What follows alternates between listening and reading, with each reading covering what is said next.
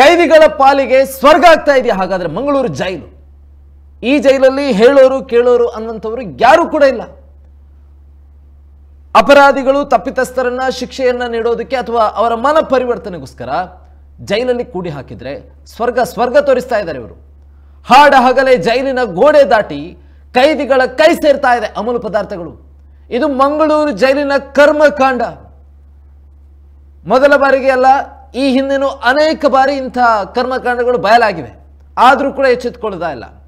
ಜೈಲಾಧಿಕಾರಿಗಳ ಸುಪದ್ರಿಯಲ್ಲೇ ಗೋಡೆ ದಾಟಿ ಕೈದಿಗಳಿಗೆ ಸಪ್ಲೈ ಆಗ್ತಾ ಇದೆಯಾ ಗಾಂಜಾ, ಮೊಬೈಲ್, ಸಿಗರೇಟ್ ಇತ್ಯಾದಿ ಇನ್ನೂ ಇದೆ ಹಲವು. ಏನು ಬೇಕಾದರೂ ಕೂಡ ಸಿಗುತ್ತೆ ರೀ.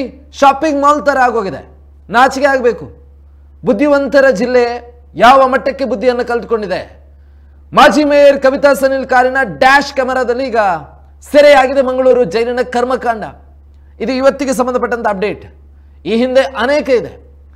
ಜೈಲಿನ ಹೊರಭಾಗದ ರಸ್ತೆಯಿಂದ ನಂಬರ್ ಪ್ಲೇಟ್ ಇಲ್ಲದಂತಹ ಸ್ಕೂಟರ್ನಲ್ಲಿ ಬಂದು ಪ್ಲಾಸ್ಟಿಕ್ ಕವರನ್ನು ಎಸಿತಾನೆ. ಎರಡೆರಡು ಪ್ಲಾಸ್ಟಿಕ್ ಕವರನ್ನು ಎಸಿತಾರೆ. ಇಬ್ಬರನ್ನ ಬೆನ್ನಟ್ಟಲು ಮುಂದಾದಂತಹ ಮಾಜಿ ಮೇಯರ್ ಕ್ಷಣ ಮಾತ್ರದಲ್ಲಿ ಸ್ಕೂಟರ್ನಲ್ಲಿ ತಪ್ಪಿಸಿಕೊಂಡಿದ್ದಾರೆ ಆಗಂತುಕರು. ಜೈಲಿನ ಹೊರಭಾಗದಲ್ಲಿ ಅಂದ್ರೆ ತಡೆಗೋಡೆ ಇರುತ್ತೆ ಜೈಲಿಗೆ ಸುತ್ತಲೂ ಕೂಡ, ಅದು ಕೂಡ ಸಿಟಿಗೆ ಸಂಬಂಧಪಟ್ಟಂತ ರಸ್ತೆಯಲ್ಲಿ ನಿಂತುಕೊಂಡು ಪ್ಲಾಸ್ಟಿಕ್ ಅಲ್ಲಿ ಯಾವುದೋ ಒಂದು ಪಟ್ಟಣದ ರೀತಿಯಲ್ಲಿ ಕಟ್ಟಿಕೊಂಡು ಜೈಲಿನ ಒಳಗಡೆ ಎಸಿತಾರೆ. ಹೊರಗಿನಿಂದ ಬಿಸಾಡಿದ ಪಟ್ಟಣವನ್ನ ಪರಿಶೀಲನೆ ನಡೆಸಿದಾಗ ಅದರಲ್ಲಿ ಚಾ, ಕಾಫಿ ಹುಡಿ, ಸಿಗರೇಟ್ ಸಿಕ್ಕಿತು ಅಂತ ಮುಖ್ಯ ಅಧೀಕ್ಷಕರು ಉತ್ತರ ನೀಡ್ತಾರೆ. ಅಷ್ಟು ಗತಿಗೆಟ್ಟಿದ್ಯಾ? ಕಾಫಿ ಟೀ ಪುಡಿನೂ ಇಲ್ವಾ ಜೈಲಲ್ಲಿ? ಯಾವ ಮಟ್ಟಕ್ಕೆ ಬಂದಿದೆ ಸರ್ಕಾರ? ಸಿಸಿಟಿವಿಯಲ್ಲಿ ದೃಶ್ಯ ಸೆರೆಯಾಗಿದೆ. ಕೈದಿ ಯಾರೆಂದು ಕೂಡ ತಿಳಿದಿದೆ. ಡ್ರಗ್ಸ್ ವಿಚಾರವನ್ನು ಮಾತ್ರ ತಳ್ಳಿ ಹಾಕಿದ್ದಾರೆ ಅಧೀಕ್ಷಕರು. ಬರೀ ಕಾಫಿ ಮತ್ತು ಟೀ ಪುಡಿ ಸಿಕ್ಕಿರುವಂಥದ್ದು. ಇನ್ನು ಮಂಗಳೂರು ಜನತೆ ಜೈಲಿಗೆ ಹೋಗೋದಕ್ಕಿಂತ ಆ ಮಾರ್ಗದಲ್ಲಿ ಹೋಗುವಾಗ ಯಾವುದಾದ್ರೂ ಕಾಫಿ ಮತ್ತು ಟೀ ಪುಡಿ ಇದ್ರೆ ಕೊಟ್ಟು ಬನ್ನಿ. ಪ್ರತಿ ಬಾರಿಯೂ ಇದೇ ರೀತಿ ಪಟ್ಟಣ ಎಸಿತಿರ್ತಾರೆ. ಇದ್ರ ಬಗೆಗೆ ಈಗಾಗಲೇ ದೂರು ನೀಡಲಾಗಿದೆ ಅಂತ ಬೇಜವಾಬ್ದಾರಿ ಉತ್ತರ. ಯಾರಿಗೆ ದೂರು ನೀಡ್ತಾ ಇದ್ದೀರಿ ತಾವು? ಯಾರಿಗೆ ದೂರು ನೀಡಬೇಕು? ಒಬ್ಬ ಪೊಲೀಸ್ ಅಧೀಕ್ಷಕರಾಗಿ ಹೇಳೋಂಥ ಮಾತಾ ಇದು. ಜೈಲು ಗೋಡೆ ಬಳಿ ಪೊಲೀಸರಿದ್ರೂ ಕೂಡ ಅವರ ಕಣ್ಣು ತಪ್ಪಿಸಿ ಪಟ್ಟಣ ಎಸಿತಾರೆ. ಇದು ಮುಖ್ಯ ಅಧೀಕ್ಷಕ ಅಶಿಖಾನ್ ಹೇಳಿರುವಂತಹ ಸ್ಟೇಟ್ಮೆಂಟ್. ಕಣ್ಣು ತಪ್ಪಿಸಿ ಎಸಿತಾರಂತೆ. ಅರೆ ಸಿಸಿಟಿವಿ ಏನ್ ಮಾಡ್ತಾ ಇದ್ದೀರಿ? ನೀವುಗಳೇನ್ ಮಾಡ್ತಾ ಇದ್ದೀರಾ? ಪದೇ ಪದೇ ಎಸಿತಾ ಇದ್ದಾರೆ ಅನ್ನುವಂಥದ್ದು ಬೇಜವಾಬ್ದಾರಿ ಉತ್ತರ ಅಲ್ವಾ? ಜೈಲು ಅಧಿಕಾರಿ ಟೀ ಕಾಫಿ ಪುಡಿ ಅಂತ ಹೇಳಿದ್ರೆ ಜೈಲಿಗೆ ಡ್ರಗ್ಸ್ ಸಪ್ಲೈ ಅಂತ ಪರೋಕ್ಷವಾಗಿ ಒಪ್ಪಿಕೊಂಡಿದ್ದಾರೆ ಗೃಹ ಸಚಿವರು. ಈ ಅಪ್ಪ ಅಂತೂ ಊರಿಗೆ ಮುಂಚೆ ಡಂಗೂರ ಸಾರಿಸುವಂಥ ವ್ಯಕ್ತಿ. ಗೃಹ ಸಚಿವರು ಕಾಕತಾಳೀಯ. ಡ್ರಗ್ಸ್ ಯಾರು ತಂದಿದ್ರು, ಅದನ್ನ ಪೆಡ್ಲಿಂಗ್ ಮಾಡಿದ್ಯಾರು ಅಂತವರ ವಿರುದ್ಧ ಕ್ರಮ ಕೈಗೊಳ್ಳಲು ಸೂಚಿಸಲಾಗಿದೆ. ಮೊದಲು ಈ ಪರಮೇಶ್ವರ್ ಅವರಿಗೆ ಈ ವಿಷಯ ಕರೆಕ್ಟಾಗಿ ಗೊತ್ತಿದೆಯಾ?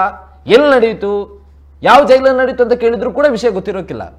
ಬಟ್ ಮಾಧ್ಯಮದವರು ಹೋಗಿ ಕೇಳಿದಾಗ ಮೊದಲಿಗೆ ಹೇಳಿಬಿಡ್ತಾರೆ ಈ ತರ ಅಂತ ಹೇಳಿ. ಮಂಗಳೂರು ಜೈಲು ಕಿಷ್ಕಿಂದೆಯ ರೀತಿಯಲ್ಲಿದೆ. ಹೊಸ ಜೈಲು ಕಟ್ತಾ ಇದ್ದೀವಿ, ಶಿಫ್ಟ್ ಆಗುವವರೆಗೂ ಕಠಿಣ ಪರಿಸ್ಥಿತಿ ಇದೆ ಅಂತ ಹೇಳ್ತಾ ಇದ್ದಾರೆ. ನೀವು ಹೊಸ ಜೈಲು ಕಟ್ಟೋದು ಯಾವಾಗ? ಹಾಗಾದ್ರೆ ಈಗೇನು ಬಸ್ ಸ್ಟ್ಯಾಂಡ್ ಅಲ್ಲ ಕೈದಿಗಳನ್ನು ಕೂರಿಸಿರುವಂಥದ್ದು, ಅಲ್ಲಿ ಯಾವುದೇ ಭದ್ರತೆ ಇಲ್ವಾ? ಹೊಸ ಜೈಲಾಗಬೇಕಾ ಮಂಗಳೂರನ್ನ ಕಾಯೋದಕ್ಕೆ? ಏನು ಬೇಜವಾಬ್ದಾರಿ ಉತ್ತರದ ಗೃಹ ಸಚಿವರಾಗಿ ನೀಡುವಂಥ ಹೇಳಿಕೆ ಇದು ನೋಡಿ.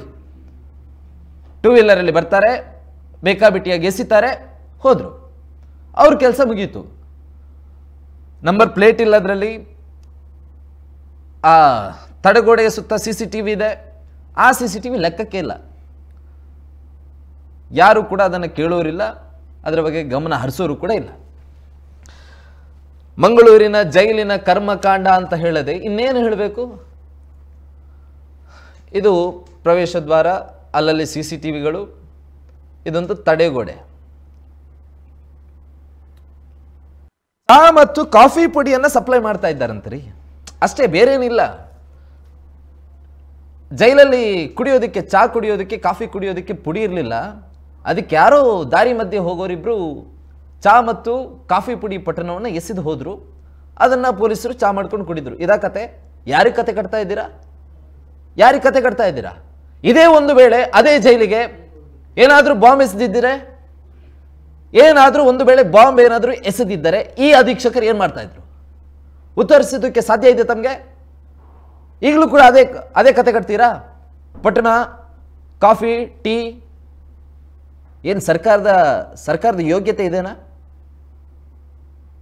ಕಾಫಿ ಮತ್ತು ಟೀ ಕೊಡೋದಕ್ಕೆ ಯೋಗ್ಯತೆ ಇಲ್ವಾ? ಅದಲ್ಲದೆ ಗೃಹ ಸಚಿವರು ಅದು ಹಳೇ ಪೊಲೀಸ್ ಠಾಣೆ ಜೈಲು ಹೊಸದಾಗಿ ಆಗ್ತಾ ಇದೆ, ಶಿಫ್ಟ್ ಆಗಬೇಕು. ಈಗೇನ್ರಿ ಕೋಳಿಗೂಡ ಅದು? ಎಷ್ಟು ವರ್ಷದಿಂದ ಇದೆ ಜೈಲು? ಯಾರ ಕಿವಿಗೆ ಹೂ ಮುಡಿಸ್ತಾ ಇದ್ದೀರಾ ಗೃಹ ಸಚಿವರು? ಅಲ್ಲಿ ಏನಾಗಿದೆ, ಏನು ವಿಚಾರ ಅನ್ನುವಂಥದ್ದಾದರೂ ಸ್ವಲ್ಪ ಡೀಟೇಲ್ ಆಗಿ ತಿಳ್ಕೊಳ್ರಿ ತಮ್ಮ ಅಂಡರಲ್ಲಿರುವಂಥ ಪೊಲೀಸ್ ಆಫೀಸರ್ಗಳ ಜೊತೆ. ಬೇಕಾಬಿಟ್ಟು ಸ್ಟೇಟ್ಮೆಂಟ್ ಕೊಟ್ಬಿಡೋದಲ್ಲ ಮಾಧ್ಯಮಗಳ ಮುಂದೆ. ಮಂಗಳೂರಲ್ಲಿ ಏನಾಗ್ತಾ ಇದೆ ಇದೇನು ಹೊಸದಲ್ಲ. ಇವತ್ತು ಪಟ್ಟಣ ಎಸೆದಿದ್ದಾರೆ, ಡ್ರಗ್ಸು ಕೂಡ ಬಂದಿರುತ್ತೆ, ಯಾಕೆ ಹೇಳೋದಿಲ್ಲ? ಎಲ್ಲವೂ ಕೂಡ ತಮ್ಮ ಸುಪದ್ದಿಯಲ್ಲೇ ನಡೆಯುವಂಥದ್ದು.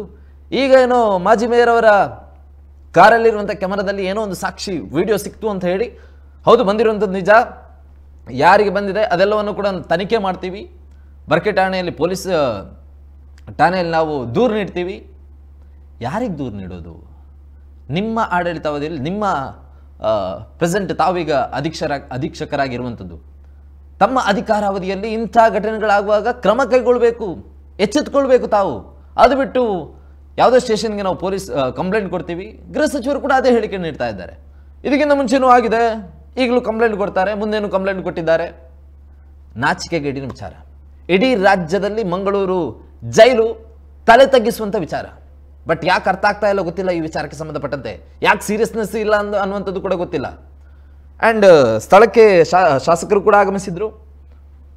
ಶಾಸಕರು ಕೂಡ ಆರೋಪ ಇರುವಂಥದ್ದು ಈ ಸರ್ಕಾರದ ದುರಾಡಳಿತ ಅಂತ ಹೇಳಿ.